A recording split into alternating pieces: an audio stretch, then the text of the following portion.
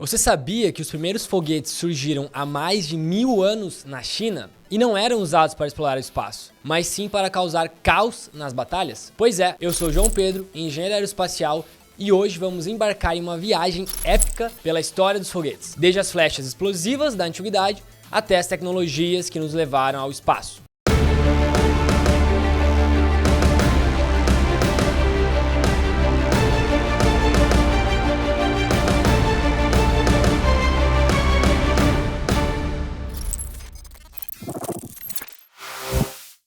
Imagina isso, é o século 9 na China e você está no meio de uma batalha e de repente algo surge do céu, explode em chamas e começa a cair com fogo por toda a parte.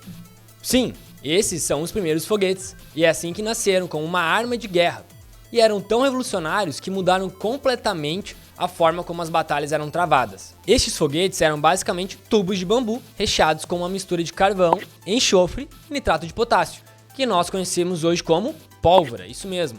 Quando a mistura era incendiada, ela criava uma explosão que lançava o foguete, e era suficiente para causar pânico e destruição entre os inimigos.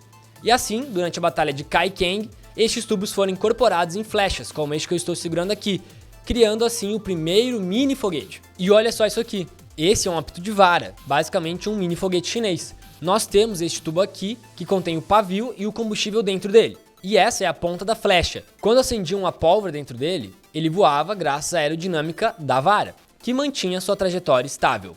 E olha só que curioso, eles não pararam por aí. Os chineses logo perceberam que poderiam usar essa mesma tecnologia para algo mais bonito.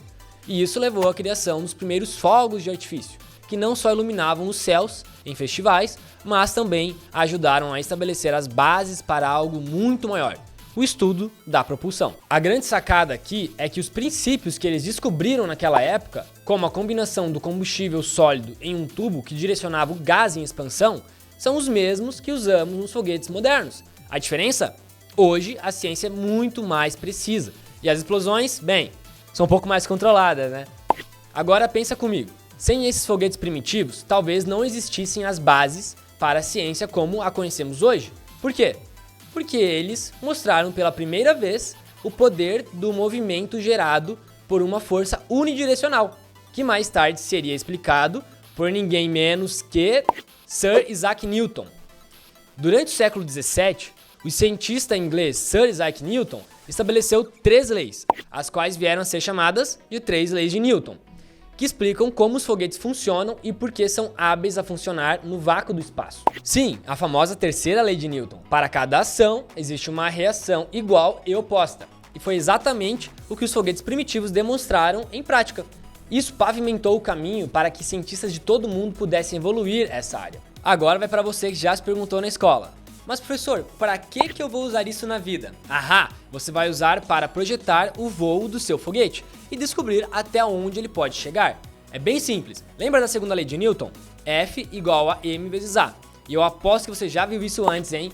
Essa equação que está aparecendo aqui na tela é só uma versão mais completa, considerando todas as forças que atuam no foguete: a força do motor, o peso e as forças aerodinâmicas. Parece complicado, né? Mas relaxa, porque isso é pau para outro vídeo. Agora, só para vocês terem um gostinho do que a física de Newton pode fazer, dá uma olhada nesse gráfico aqui na tela. Ele é o resultado de uma simulação que eu mesmo programei, usando aquela equação que vimos antes. Peguei dados como a massa do foguete, o tamanho dele, e com isso conseguimos gerar essas curvas incríveis de velocidade por tempo e altura por tempo. Isso significa que podemos saber exatamente a velocidade do foguete e a altura que ele alcança em cada instante do voo. Não é irado demais ver a física funcionando de verdade? E foi durante o Renascimento que os cientistas começaram a brincar com foguetes de maneira mais técnica, digamos assim.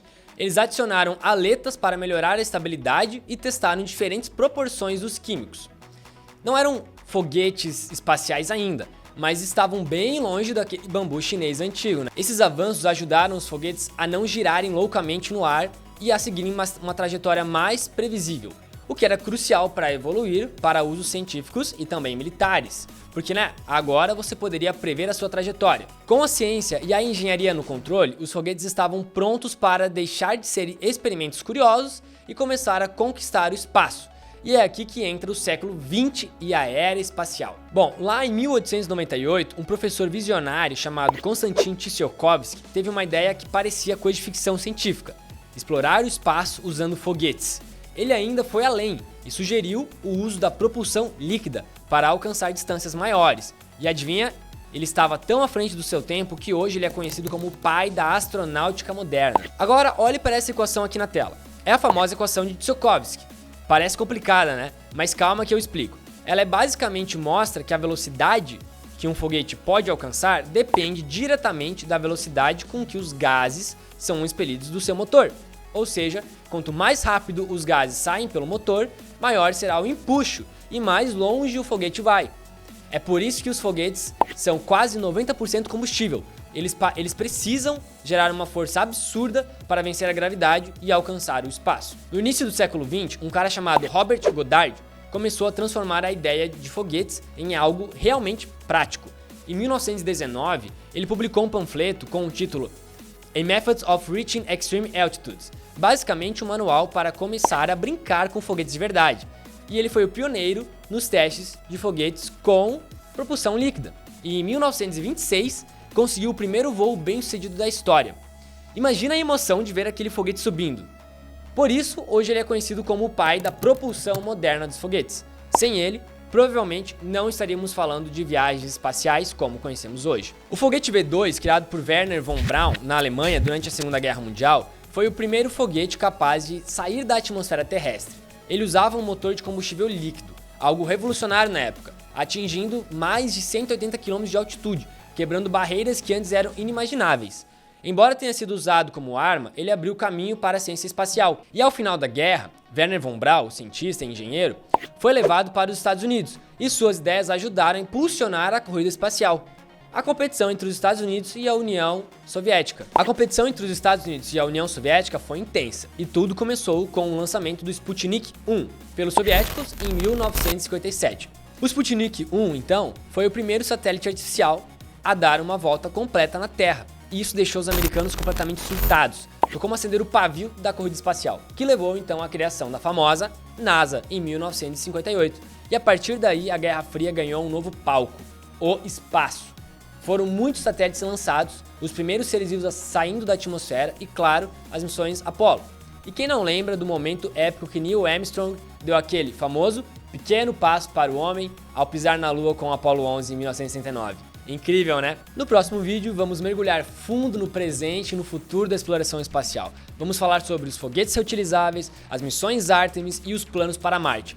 E tecnologias como motores nucleares e propulsão elétrica podem mudar tudo isso. Então se inscreva no canal, deixe seu like e comenta aqui embaixo qual missão espacial você acha mais incrível. Te vejo no próximo vídeo.